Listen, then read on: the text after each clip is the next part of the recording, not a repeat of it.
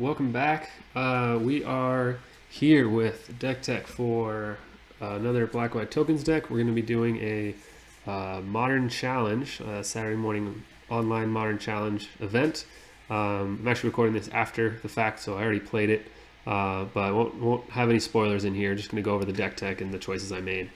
So the new hotness is the History of Benalia, which put out video for last month and did pretty well, and I've liked it.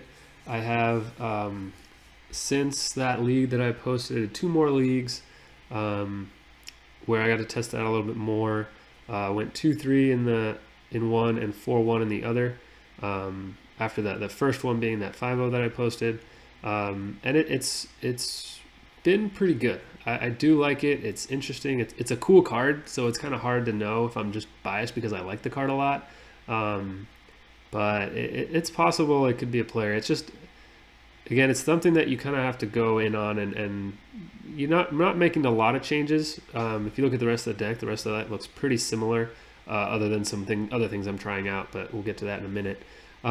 Basically what it's replacing is like start to finish and Spectral Possession. So like a normal build, or Liliana the Veil, right? So it's other 3 drops. So if you kind of think of it that way of, if you're not running Lily, it's probably going to be in this build. With this build, it would probably be, the 4 histories would be like 2 start and 2 Spectral Procession. If it was Liliana's, it would be 2 or 3 Lilies and then some combination of start finish or Secure the Wastes.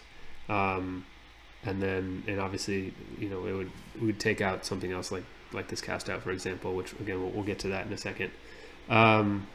So kind of comparing it to other token makers, because our interaction is about the same. We've got 7 discard spells, 6 removal, 2 brutalities, which obviously acts as both, and that's basic interaction until we get up here, and then obviously just Bitterblossom, Virtue, Souls, Benalia, Planeswalkers, and whatnot. So keeping the Gideon instead of Sorin Lord, just because it works better with the History of Benalia, and like we said, it may be, I don't know if it's objectively, I don't know which one's better. I think it depends on your build, but obviously I'm giving the edge to Gideon here because we're a more aggressive deck, and the Gideon does well with that, and obviously making knight tokens is relevant with the history, so gave the edge there. I started with 3 histories, and in the first league I did, and in the second league I did as well.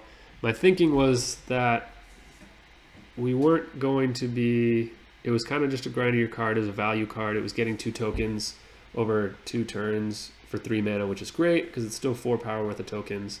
Work well with the Virtues and the Planeswalkers, and if you can get the pump, it's great, but it's not necessary for the deck. And I played 3 with just the idea that like maybe you'd want 2 sometimes, but you didn't really need more than 2. Like what I was thinking was just that after 2, you've already played that game, and if that didn't win you the game, you weren't going to get there. And so you didn't want to like have 3 of them or more. But I think how they've played out, they've actually been pretty strong aggressively, which is something this deck has been lacking, is like a quick punch. Not that this is fast by modern standpoint. Obviously, you could always just go like any zoo deck's gonna be way faster. Obviously, even like Jund going, Goyf into Terminate into Bloodbraid Elf, hit another card like that's more aggressive and equally interactive as we are. But given that we're spreading things out, the history works better with Virtues and Sorins and Gideon and whatnot. It does add a faster clock than this deck usually has. So going all in with 4, I think, is better. Really, I was doing it to test it out because I think the best way to test it is just jam 4 and see how it happens.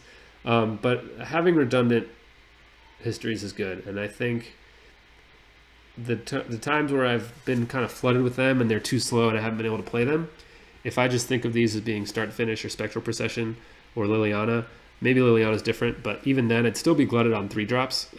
It's not that I was raising my mana curve at all to play these. So the games where I kind of get stuck with too many of these in hand are games I probably would have lost because otherwise it would have been something like a Spectral Procession. So I think going in all 4 has been more correct, and I've been liking it so far.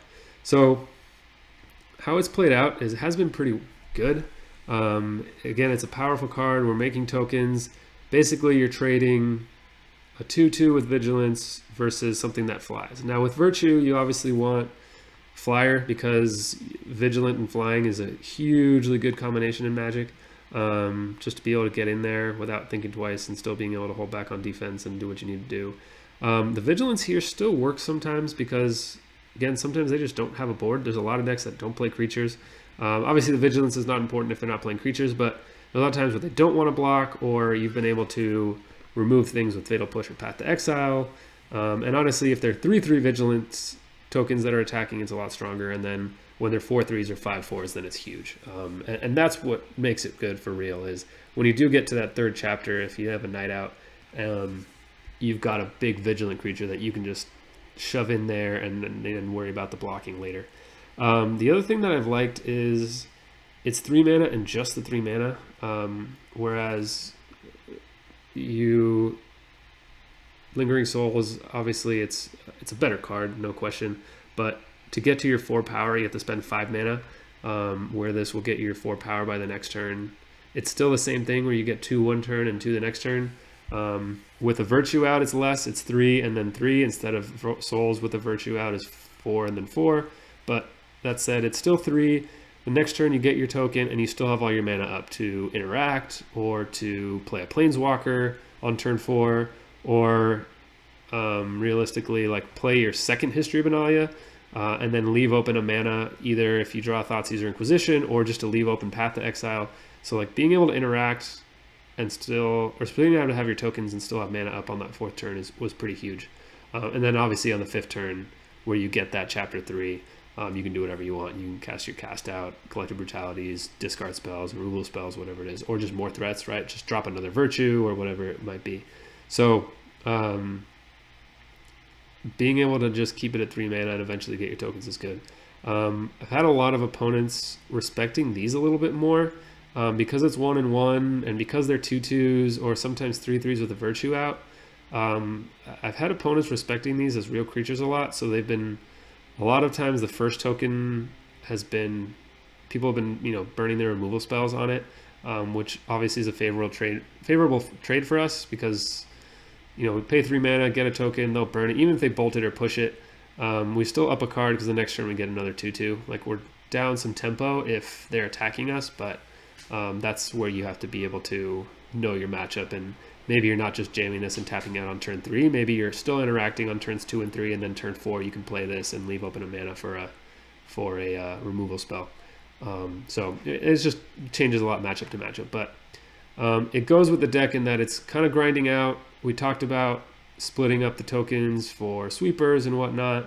There are times, obviously, where I'd rather have the tokens out both at once, but I think if this just said 3 mana, make 2 2/2s, I think it would be even, maybe too good, or it would be included in the deck kind of no matter what. So anyway, it's just an interesting card, and I've been enjoying playing with it a lot. And you guys will see in the more matches how it's playing out. But what I've been trying to do is basically, when this is in my hand, compare it to how would Spectral Procession or Start to Finish be in this current situation. And that's basically what I've been doing. All right, so that's enough on this card. Couple other changes I made quickly. I just shaved a Concealed Courtyard for a 3rd Plains. There's been a lot of Blood Moons in both with Mardu Pyromancer, and it seems like Red Prison decks are getting more popular both online and in the last, GP Vegas happened. There was I think it was an SCG modern event that's going on, and it seemed like there were more Blood Runes around. So I just hedged here for another Plains, another basic land, I should say, more importantly, and really all we lose by losing a Courtyard is a Black Source, which should be okay. With this build, with no Liliana, no Damnation, like we don't have any double black cards at all, so should be fine with, we're at now 16 white sources and 17 black sources. It's fine. The other card I've been testing out that kind of just epiphanied me, and we talked about it a little bit for those of you guys that are in the Facebook group. I don't know why this didn't come to mind sooner. Maybe it did, and I ruled it out because it was a 4 mana card. But cast out something I was interested in, and I played a league with one of them, and it kind of played out like I thought it would, in that it's a good catch-all answer, right? That's why we've been running Anguished Unmaking, just to deal with random artifacts, enchantments, or planeswalkers. And having a main deck catch-all answer to a lot of different things is great. The difference is Anguished Unmaking is just awful in so many matchups, and then you've got this terrible card in your hand. And the fact that we can cycle this for one is two things. One, allows us to play, I went up to 2 because I did like it a good amount.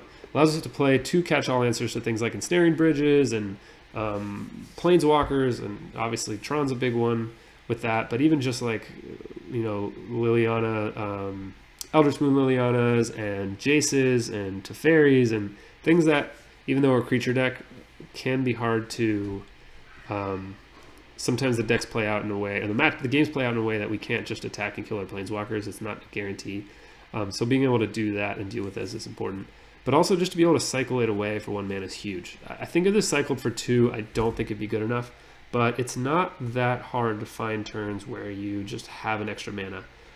It also does something that this deck can't do, is as minor as it is, it's not really selection, but it's a way of cycling through your deck a little bit faster so you can get to the cards that are matter, whether it's a Virtue or a Lingering Souls or a discard spell, or a removal spell that's cheap, right? If you're stuck on 2 mana and you're, you need to get rid of a Tarmogoyf, obviously you can cycle a cast out to try to find a land or a Path to Exile or a push or whatever it is. But in general, we get to 4 mana often. That's why we're in the 4 mana Planeswalkers, and there's so many cards that are so hard for us to beat that having a main deck answer for that, I feel like it's pretty useful. So I don't like to test out 2 different things in the same group of matches with history and cast out, but I think given we're a more aggressive build, like being able to go turn 3 history and then maybe a turn 4 cast out to deal with whatever problematic permanent was hurting us, is still pretty good. So I've been happy with it so far. I feel like it's going to be probably a one-of staple for me moving forward. We'll see how different builds play out, but it seems pretty easy to just jam one in your deck and have an easy answer when you need it, and then cycle it away if you don't. So I've been testing it, I've been happy with it. I think that's one that's going to stay, at least for me and at least for the time being. Sideboard's pretty similar, like we talked about. I wanted Zealous Persecution with these tokens, and it's just a great card. It's a card that I've been wanting to play for a while, so I'm happy to have it in my sideboard now. I don't remember exactly the last build I posted, but I may have had Basilisk Collar in the main deck. I did keep Vault of the Archangel here in the main deck because I think it's great with having a little more beef on the ground.